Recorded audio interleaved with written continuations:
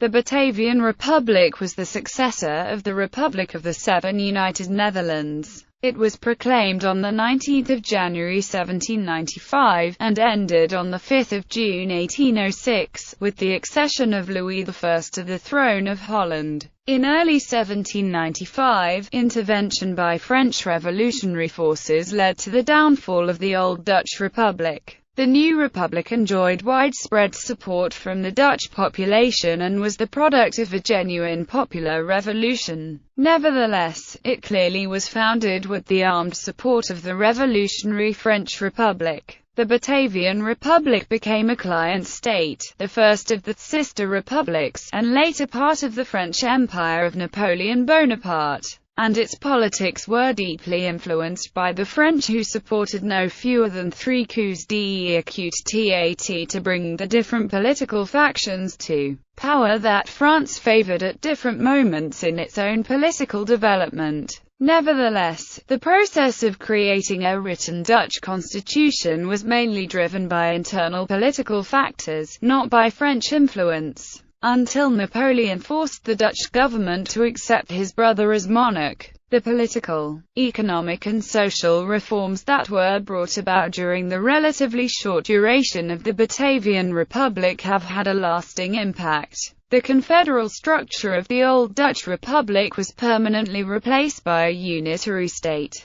For the first time in Dutch history, the constitution that was adopted in 1798 had a genuinely democratic character. For a while the republic was governed democratically, although the coup d'état of 1801 put an authoritarian regime in power, after another change in constitution. Nevertheless, the memory of this brief experiment with democracy helped smooth the transition to a more democratic government in 1848. A type of ministerial government was introduced for the first time in Dutch history, and many of the current government departments date their history back to this period. Though the Batavian Republic was a client state, its successive governments tried their best to maintain a modicum of independence and to serve Dutch interests even where those clashed with those of their French overseers. This perceived obduracy led to the eventual demise of the Republic when the short-lived experiment with the regime of Grand Pensionary Rutger Jan Schimmelpenninck produced insufficient docility in the eyes of Napoleon. The new king, Louis Bonaparte, surprisingly did not slavishly follow French dictates either, leading to his downfall.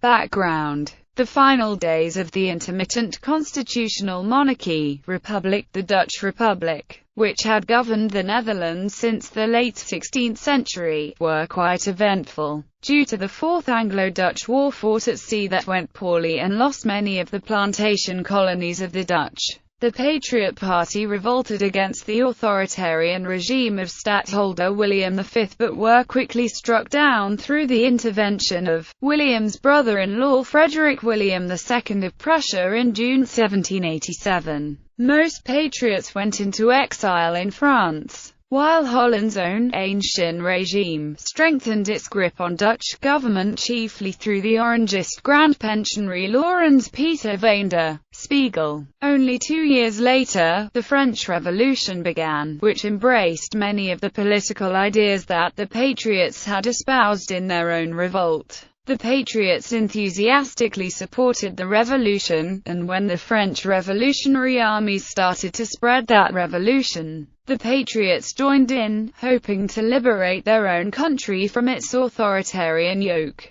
The Stadtholder joined the ill-fated First Coalition of countries in their attempt to subdue the suddenly anti-Austrian French First Republic. Creation of the Republic. This war also proceeded disastrously for the Stadtholder's forces, and in the severe winter of 1794-95 a French army under General Charles Pichegru, with a Dutch contingent under General Herman Willem Daendels, crossed the great frozen rivers that traditionally protected the Netherlands from invasion. Aided by the fact that a substantial proportion of the Dutch population looked favorably upon the French incursion, and often considered it a liberation, the French were quickly able to break the resistance of the forces of the Stadtholder and his Austrian and British allies. However, in many cities revolution broke out even before the French arrived, and revolutionary committees took over the city governments and the national government also. William was forced to flee to England on a fishing boat on January 18, 1795.